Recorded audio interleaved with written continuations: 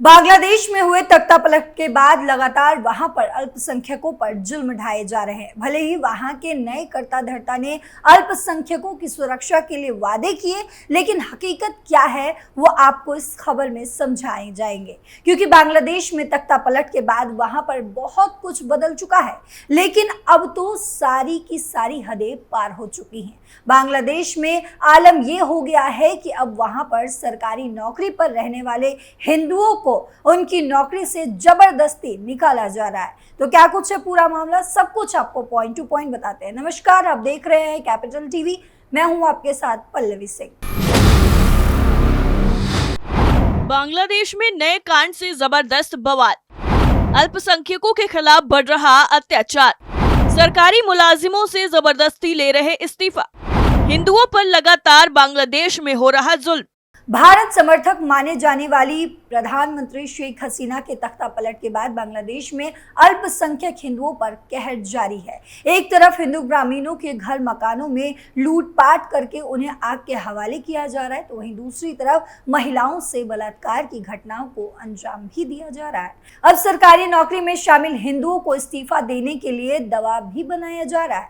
5 अगस्त 2024 को हसीना सरकार के पतन के बाद हिंदू सरकारी शिक्षकों को इस्तीफा के लिए मजबूर किया जा रहा है। सामने आई रिपोर्ट में अब तक कम से कम 50 हिंदू शिक्षकों को नौकरी छोड़ने के लिए मजबूर किया गया है। हालांकि वास्तविक संख्या बहुत अधिक है।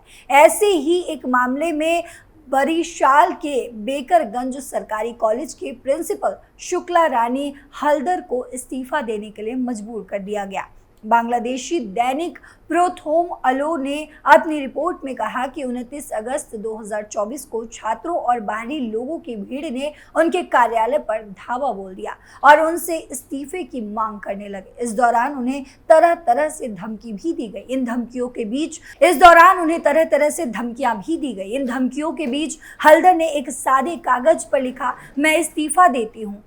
इस तरह उन्हें सरकारी नौकरी से हटाने के लिए मजबूर कर दिया गया। स्थानीय रिपोर्ट के मुताबिक प्रिंसिपल हल्दर के खिलाफ विरोध प्रदर्शन का नेतृत्व स्थानीय बीएनपी नेता के बेटे ने किया, जो कॉलेज में छात्र है। उसके साथ अधिकतर लोग बीएनपी के ही कार्यकर्ता थे। बीएनपी खालिदा जिया की पार्टी है जो कट्टरपंथी गतिविधियों में संलिप्त रहती है।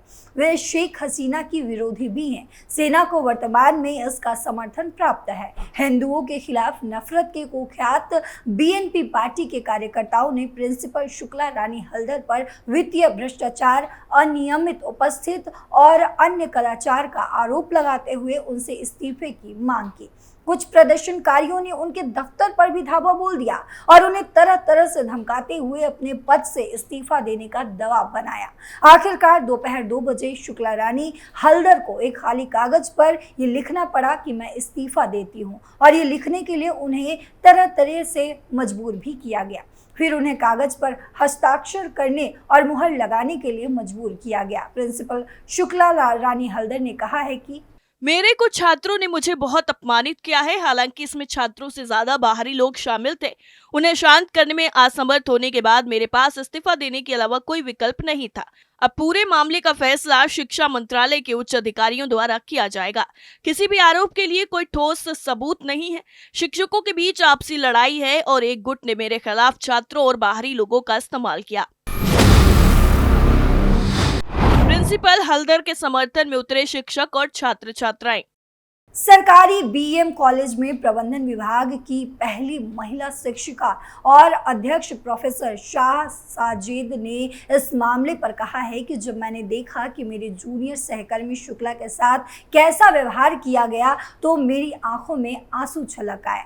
जब से मैंने सोशल मीडिया पर उनकी असहाय और हताश छवि देखी है, मैं खुद को माफ नहीं कर पा रही हूँ। एक महिला शिक्षिका के साथ ऐसा व्यवहार अस्वीकार्य है। दरअसल 14वें बीसीएस शिक्षा संवर्ग की अधिकारी शुक्ला रानी हल्दर ने 2022 के मध्य में बेकरगंज सरकारी कॉलेज की प्रिंसिपल के रूप में अपना पदभार संभाला था। इससे पहले उन्होंने बरिशाल में सरकारी ब्रोजो मोहन यानी कि बीएम कॉलेज में अंग्रेजी की प्रोफेसर के रूप में काम किया था। हल्दर की तस्वीरें वायरल होने के बाद स्थानीय स्तर पर सोशल मीडिया पर बांग्लादेशी सरकार की खूब आलोचना हो रही है। कई लोग सोशल मीडिया पर लिख रहे हैं कि शुक्ला रानी मैडम बीएम कॉलेज में अंग्रेजी विभाग में मेरी पसंदीदा शिक्षिका थी। वो वर्तमान में बेकरगंज सरकारी कॉलेज में प्रिंसिपल हैं। उन्हें इस्तीफा देने के लिए मजबूर किया गया है। वो एक असाधारण व्यक्ति हैं जो हमेशा खुश एवं मुस्कुराती रहती हैं। मैडम, आप जैसे लोग इस तरह के व्यवहार के लायक नहीं हैं, उन्हें माफ करें। बरिशाल गवर्नमेंट आईएचटी के एक अन्य पूर्व छात्र ने भी कहा है कि जब मैं बरिशाल गवर्नमेंट आईएचटी में था तब मैडम ने हमें अतिथि शिक्षक के रूप में पढ़ाया था। वो एक गर्मजोशी से भरी छात्रों के अनुकूल शिक्षिका हैं जो हमेशा मुस्कुराती रहती हैं। बीएम कॉलेज में सेवा देने के बाद अब वो बेकरगंज गवर्नमेंट कॉलेज में प्रिंसिपल हैं। बांग्लादेश की वर्तमान स्थिति पर चिंता व्यक्त करते हुए भी पूर्व छात्रों ने कहा है कि मेरा मानना है कि कोई अपने फायदे के लिए छात्रों का शोषण कर रहा है। उनके पूर्व छात्र और बांग्लादेश के एक चिंतित नागरिक के रूप में मैं इस घटना का विरोध करता हूं और उचित जांच की मांग करता हूं।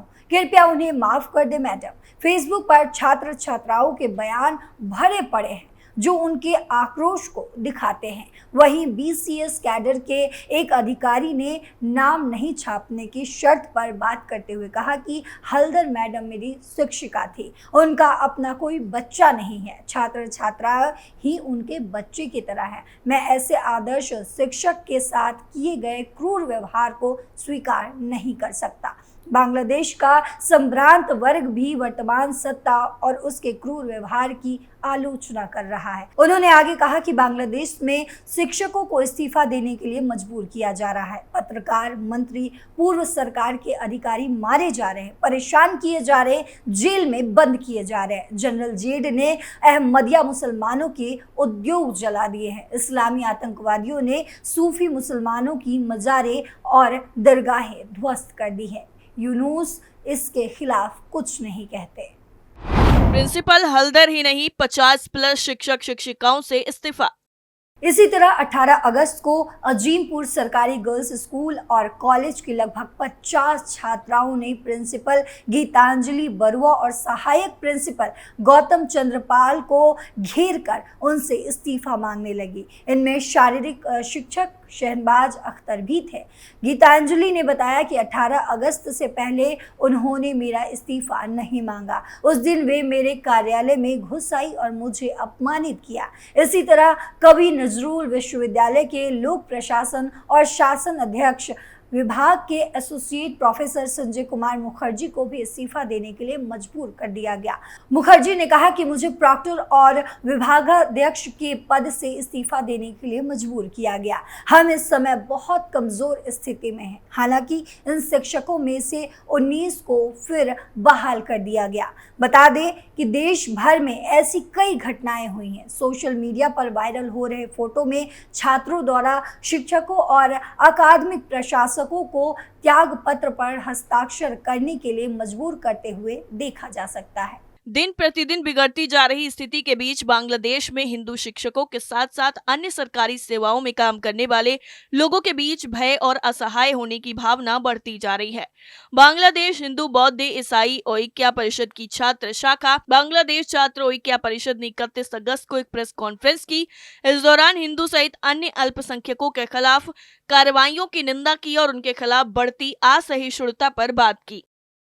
निर्वासित बांग्लादेशी लेखिका तस्लीमा नसरीन ने अल्पसंख्यकों की सुरक्षा नहीं करने के लिए मोहम्मद यूनुस सरकार पर निशाना साधा। संगठन के समन्वयक साजिब सरकार ने कहा है कि शेख हसीना सरकार के पतन के बाद धार्मिक और जातीय अल्पसंख्यकों को हमलों, लूटपाट, महिलाओं पर हमले, मंदिरों में तोड़फोड़, घरों और व्यवसायों पर आगजनी और हत्याओं का सामना करना पड़ रहा है। इसके अलावा अल्पसंख्यक शिक्षकों पर शारीरिक हमला किया गया है और उनमें से 50 को 30 अगस्त तक इस्तीफा देने के लिए मजबूर कर दिया गया। यानी कुल मिलाकर बांग्लादेश में अल्पसंख्यकों के खिलाफ लगातार बढ़ते जुल्म अब खुलकर सामने आ चुके हैं। वहीं दूसरी तरफ भय और डर की वजह से बांग्लादेशी अवैध तरीके से भारत का रुख करते दिख रहे हैं। इन घटनाओं पर अंकुश लगाने के लिए यूनुस सरकार ने भारत से लगती सीमा पर चौकसी बढ़ा दी है। बांग्लादेश की अंतरिम सरकार को